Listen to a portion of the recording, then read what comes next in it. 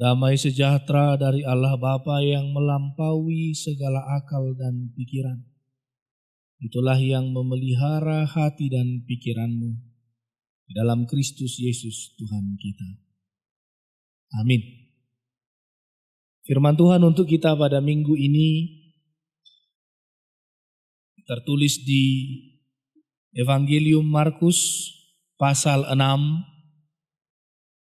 dimulai dari ayat 14 sampai kepada ayat 29. Markus 6 ayat 14 sampai 29.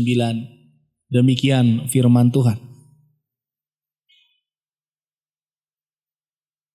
Raja Herodes juga mendengar tentang Yesus, sebab namanya sudah terkenal dan orang mengatakan, Yohanes Pembaptis sudah bangkit dari antara orang mati, dan itulah sebabnya kuasa-kuasa itu bekerja di dalam dia.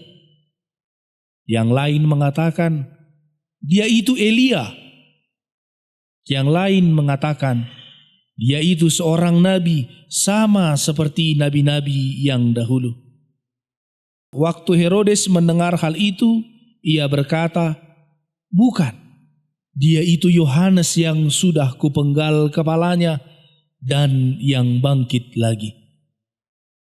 Sebab memang Herodeslah yang menyuruh orang menangkap Yohanes dan membelenggunya di penjara berhubung dengan peristiwa Herodias, istri Filipus saudaranya, karena Herodes telah mengambilnya sebagai istri. Karena Yohanes pernah menegur Herodes, tidak halal engkau mengambil istri saudaramu. Karena itu Herodias menaruh dendam kepada Yohanes dan bermaksud untuk membunuh dia, tetapi tidak dapat. Sebab Herodes segan akan Yohanes karena ia tahu bahwa Yohanes adalah orang yang benar dan suci, jadi ia melindunginya. Tetapi apabila ia mendengarkan Yohanes, hatinya selalu terombang-ambing, namun ia merasa tenang juga mendengarkan dia. Akhirnya tiba juga kesempatan yang baik bagi Herodias, ketika Herodes pada hari ulang tahunnya mengadakan perjamuan untuk pembesar-pembesarnya, perwira-perwiranya, dan orang-orang terkemuka di Galilea. Pada waktu itu, anak perempuan Herodias tampil lalu menari, dan ia menyukakan hati Herodes dan tamu-tamunya.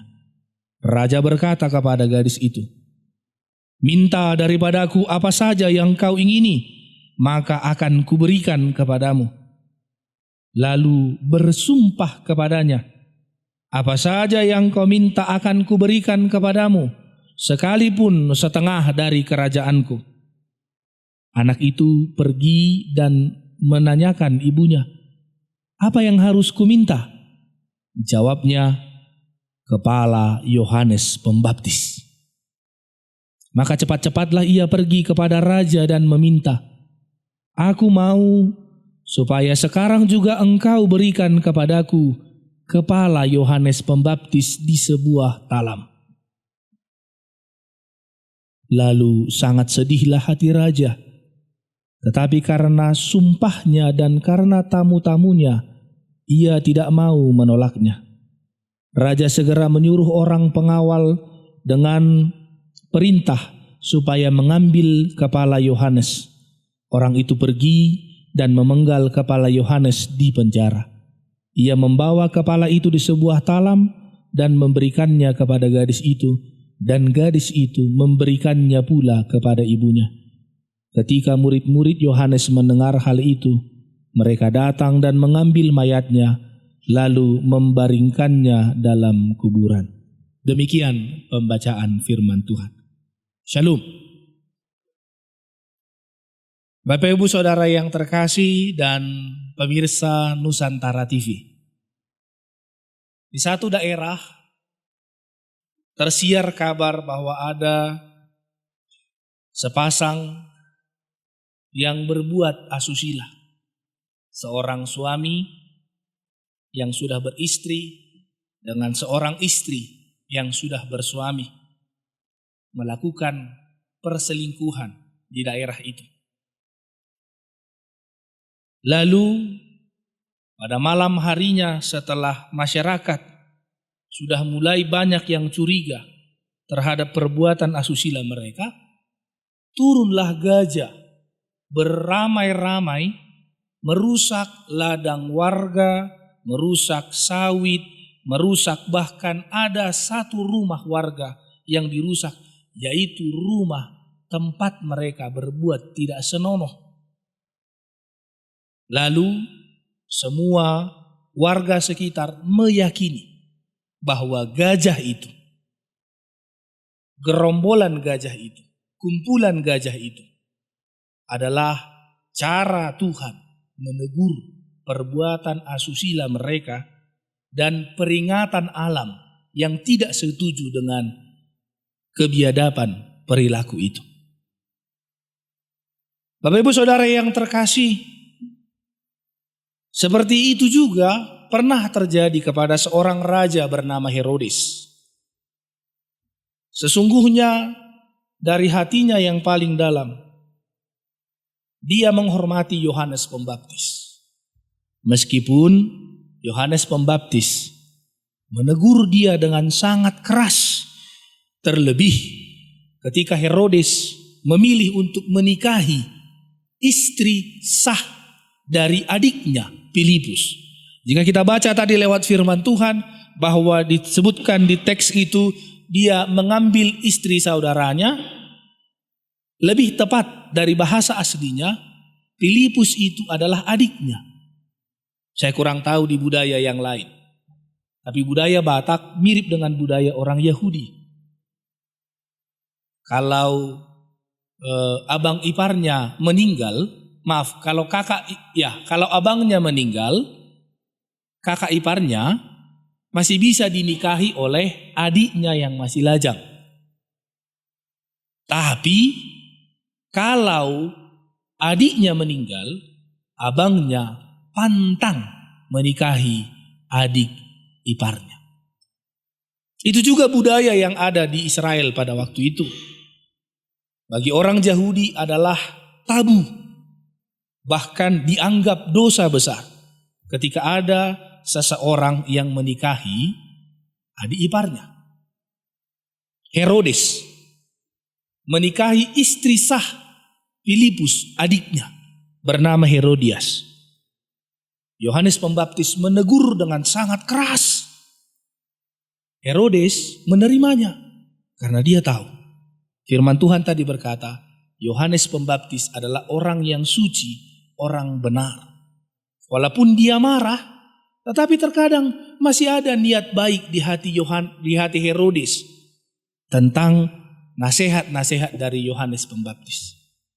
Tapi Herodias tidak. Saudara yang terkasih, Herodias betul-betul marah. Sangkin marahnya dia kepada teguran itu, dia dendam kepada Yohanes Pembaptis. Dia mau membunuh Yohanes Pembaptis. Tapi saudara yang terkasih, Herodes, sang raja itu tidak mau. Bahkan mengatakan kepada Herodias, tidak boleh Yohanes Pembaptis dibunuh. Maka satu-satunya tempat yang bisa melindungi Yohanes Pembaptis dari pembunuhan Herodias, istrinya Herodes itu adalah di penjara. Lalu Herodes memutuskan, penjarakan saja Yohanes Pembaptis, biar istriku tidak bisa membunuhnya, katanya. Masukkanlah dia ke penjara. Disitulah Yohanes Pembaptis tetap hidup. Hati nuraninya Herodes masih berbicara untuk melindungi Yohanes Pembaptis. Saudara yang terkasih, tapi apa yang mau dikata? Di satu pesta ulang tahun Herodes, dia mengundang semua orang-orang besar di Galilea, dia mengundang pejabat-pejabatnya, lalu di pesta itu menarilah putrinya Herodias dari suaminya Filipus. Dia menari begitu elok dan indahnya, sampai Raja Herodes terkesima luar biasa. Secara spontan, saking gembiranya, lalu Raja Herodes berdiri, katakan apa yang kau minta akan kukabulkan. Bahkan setengah kerajaanku, kalau kau mau, minta akan kuberi. Saudara yang terkasih, disitulah jebakan Herodias masuk. Nurani Herodes yang masih percaya bahwa Yohanes Pembaptis orang suci yang dilindunginya di penjara, harus dia lawan. Karena permintaan Herodias adalah, penggal kepala Yohanes Pembaptis berikan kepadaku, biar aku menarikannya di depan umum. Sebagai sebuah simbol cara Herodias mempermalukan Yohanes Pembaptis yang sudah menegur dan menasihati dia. Dia tidak terima.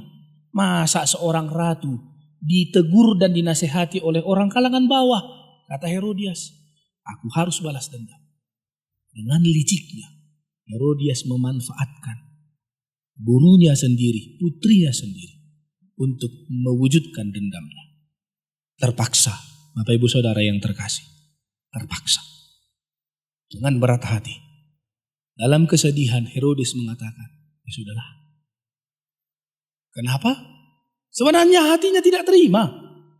Tapi kepalang sudah dia bilang di depan semua tamu, dia malu. Dia malu menarik ucapannya itu, walaupun itu bertentangan dengan hati nuraninya. Lalu matilah Yohanes Pembaptis dengan kepala yang terpenggal di penjara. Saudara yang terkasih dalam Tuhan Yesus Kristus, bagaimana dengan nurani kita? Saat suara hati kita berbicara soal sebuah kebaikan, saat suara hati kita menegur kita untuk melakukan sesuatu yang baik sesuai dengan firman Tuhan, saat niat kita sudah begitu kuat untuk melakukan sesuatu hal yang baik di mata Tuhan, tapi tiba-tiba terlanjur ucapan kita mengatakan, sampai mati aku tidak mau bergaul denganmu lagi. Kalau dalam bahasa Batak lebih tepat, saat tuna mate dangadong behadum wata, katanya. Rupanya datang firman Tuhan bicara soal berdamailah dengan saling mengasihi. Itulah tandanya bahwa engkau adalah muridku, kata Yesus. Sekarang, apa yang akan dia pilih? Ketika hatinya menerima firman Tuhan itu, tapi gengsinya, karena kepalang dia sudah mengucapkan permusuhan itu. Mana yang dia pilih? Karena amarahnya, dia mengatakan kepada anaknya, mulai saat ini kau bukan lagi anakku. Lalu datanglah firman Tuhan setelah dia menerima perjamuan kudus di waktu Natal. Hatinya terdorong, nuraninya, batinnya terdorong ingin berdamai dengan anaknya itu. Tapi karena gengsinya yang sudah kepalang bicara bahwa dia tidak mau lagi menerima anak itu sebagai anaknya, apa yang akan dia kerjakan?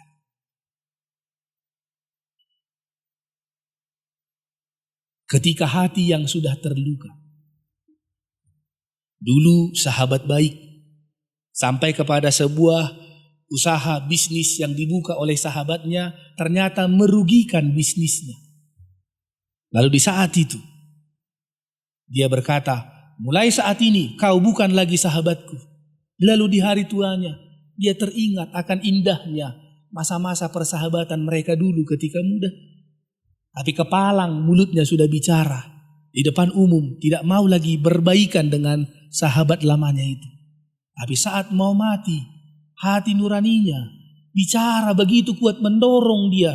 Tidak, sebelum aku mati aku harus berbaikan dengan dia. Tapi gengsinya begitu besar menghambat hatinya. Apa yang akan dia kerjakan? Bapak Ibu Saudara yang terkasih, kalau Anda ada di posisi salah satu dari 3 hal yang terakhir saya jelaskan, kira-kira baik jemaat HKBP Dolok Nauli atau pemirsa Nusantara TV, apa yang akan Anda lakukan? Mana yang akan Anda pilih? Akankah Anda akan memilih Gengsi?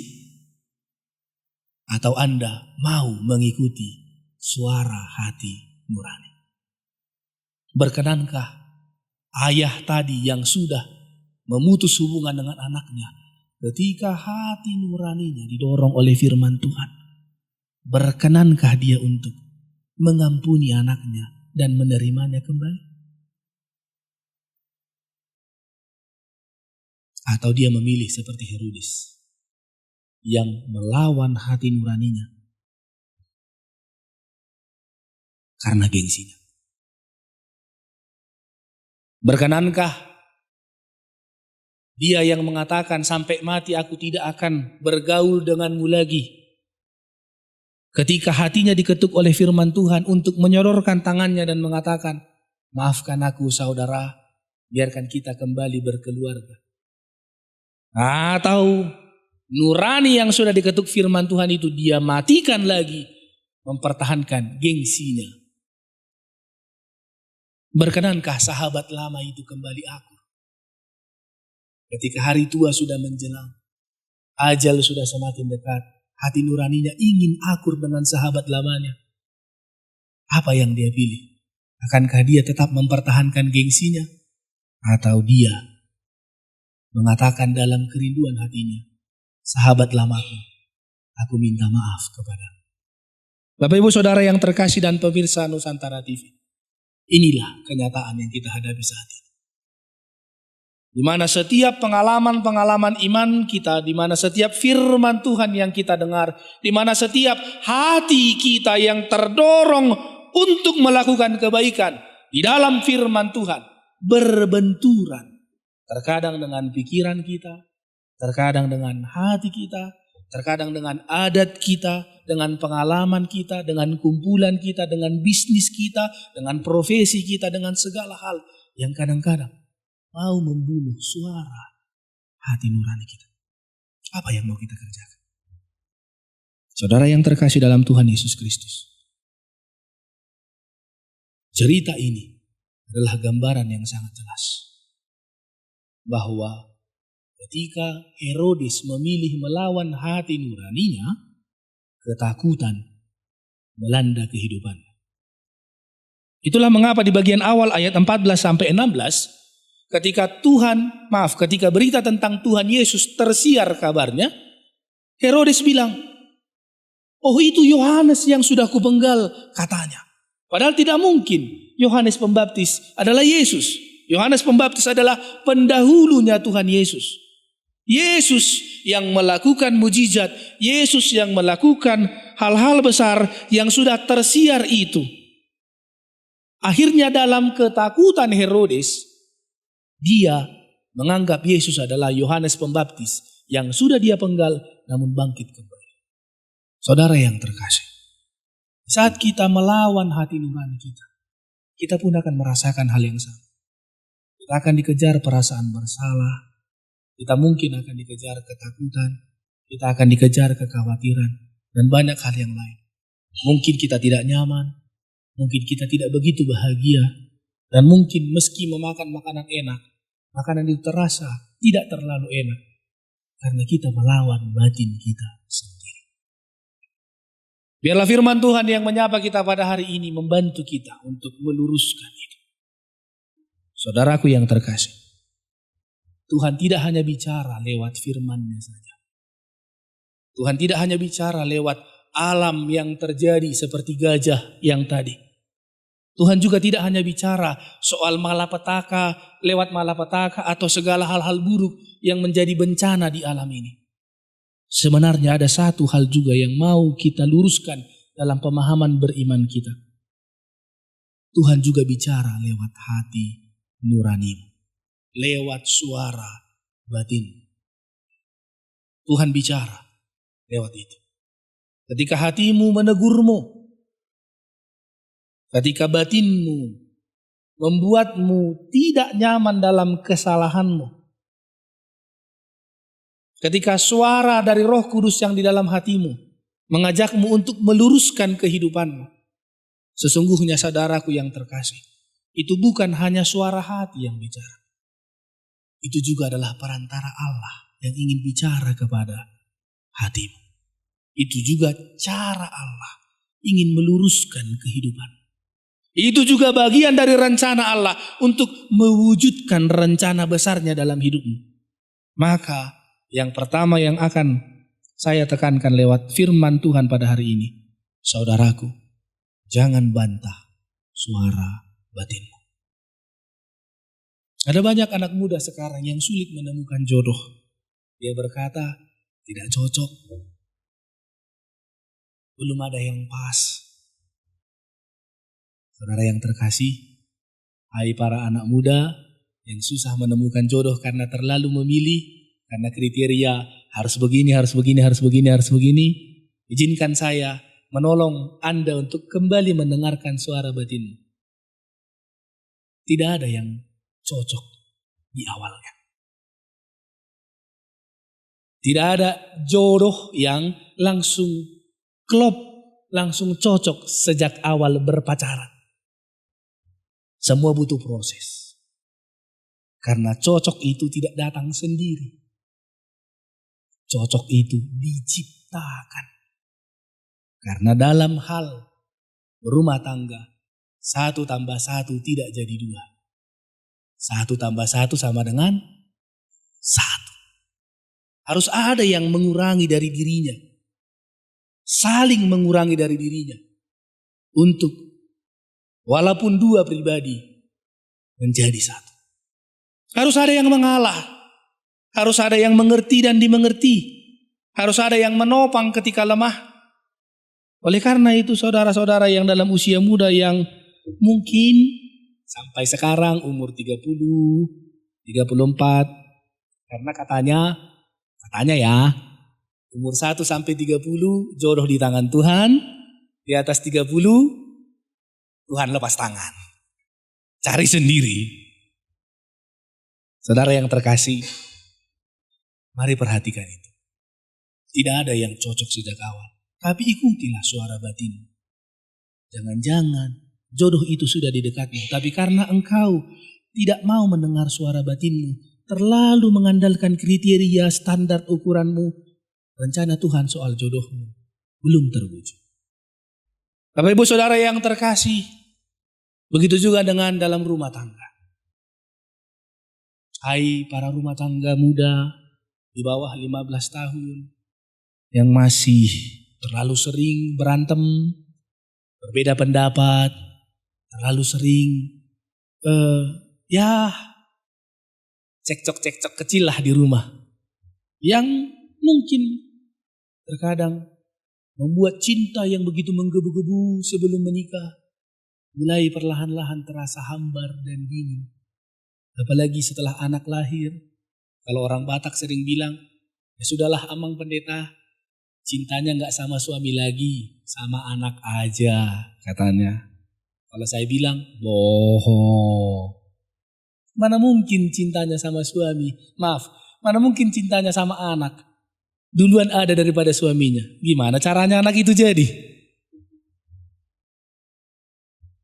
Sebenarnya berkurang. Hilang bahkan. Apalagi setelah mencapai usia tua. 60-70 tahun. Kenapa? Karena suara hati yang mau saling koreksi satu sama lain tidak didengarkan. Yang satu ingin menang, yang satu ingin benar. Yang satu ingin diakui, yang satu harus dia yang menentukan keputusan. Maka tidak jadi. Tapi saya yakin dalam setiap perdebatan di rumah, pasti batinmu itu bicara. Pasti. Tapi saat itu Anda akan dibenturkan dengan gengsi, dengan harga diri, dengan status sebagai saya adalah kepala rumah tangga. Masa saya yang mengalah? Lalu istri bilang, saya adalah perempuan. Kalau saya mengalah nanti saya diinjak-injaklah terus. Jadi korban laku terus dan selanjutnya. Padahal Bapak Ibu Saudara yang terkasih. Apakah Tuhan menciptakan keluarga untuk soal kalah menang saja? Apakah Tuhan membangun rumah tangga untuk soal benar salah saja? Apakah Tuhan membangun keluarga untuk hanya soal siapa yang memimpin, siapa yang diperintah? Saudara yang terkasih, bukan untuk itu. Tuhan membangun rumah tangga untuk menjadi bahagia. Tapi caranya bagaimana? Dia akan bicara lewat suara batin kita. Mampukah kita untuk mengalahkan ego kita? Mengiyakan suara panggilan batin itu melakukan rencana Tuhan?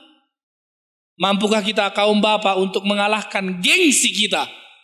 Sedikit lebih perhatian kepada istri dan berkorban. Meninggalkan kesenangan untuk mengiyakan apa yang dibutuhkan istri dan anak? Mampukah kita tidak bicara soal benar salah? Tapi kita mau bicara, dipanggil batin kita. Suara hati kita untuk bicara mana yang terbaik bagi keluarga. Hai para orang tua yang sedang membesarkan anak.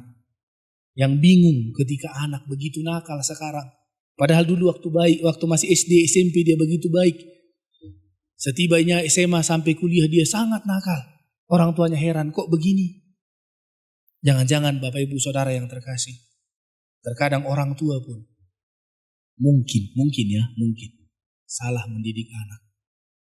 Dia terlalu mengiyakan kasih sayangnya.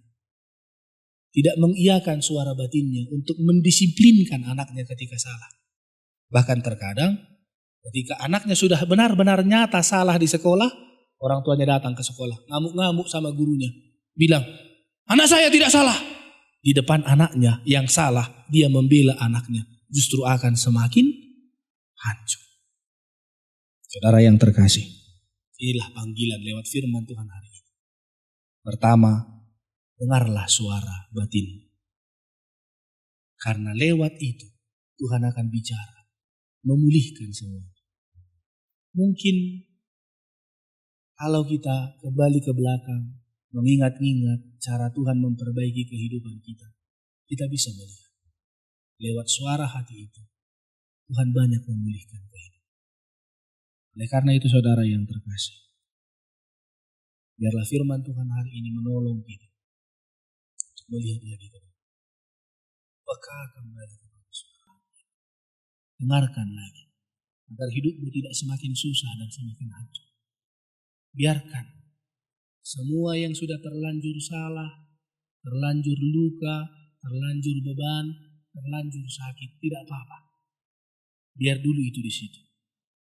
Tapi mulailah terima firman Tuhan di hatimu, dan sedikit demi sedikit apa yang didorong oleh suara batinmu, kerjakan. Maka semoga dalam rancangan Tuhan yang terbaik kiranya perlahan-lahan kehidupanmu akan dipulihkan ketika kau berani mendengarkan suara hati kecilmu, panggilan Tuhan lewat suara batinmu, dan mengerjakannya. Bapak Ibu Saudara yang terkasih, bagi saya ya, tidak tahu bagi Anda. Bagi saya, orang yang berani adalah bukan orang yang menguji adrenalinnya lewat tantangan yang mengancam nyawa. Bagi saya, orang yang berani adalah bukan orang yang jam 12 malam berani duduk di tempat-tempat angker. Nah itu bukan. Bagi saya, orang yang berani adalah orang yang siap mengkoreksi dirinya sendiri. Bagi saya orang yang berani adalah orang yang mampu mendengarkan cara Tuhan membenahi kehidupannya walaupun itu menyakitkan. Bagi saya orang yang berani adalah orang yang mau membenahi kesalahannya sendiri. Dari ukuran itu saya akan mengatakan Herodes penakut. Karena dia tidak mau menetapkan suara hatinya walaupun dia tahu permintaan itu salah. Mari Bapak Ibu Saudara yang terkasih, Jemaat HKBP Dolok Dauli dan pemirsa Nusantara TV, mari temukan kembali keberanian. Jangan biarkan firman Tuhan setiap minggunya hanya lewat begitu saja. Perhatikan mana yang mau Tuhan koreksi dalam dirimu.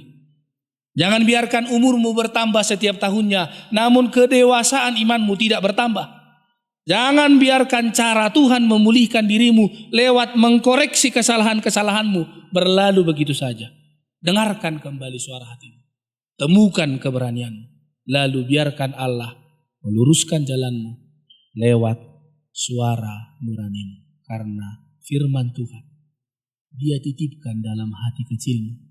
dan lewat hati kecilmu Dia benahi kehidupan. Mari ambillah langkah beranimu. Amin, kita berdoa. Kami bersyukur Tuhan untuk firman-Mu yang kami dengar, menolong dan menguatkan kami memaknai setiap perjalanan kehidupan kami. Engkau bersuara lewat suara hati kecil kami.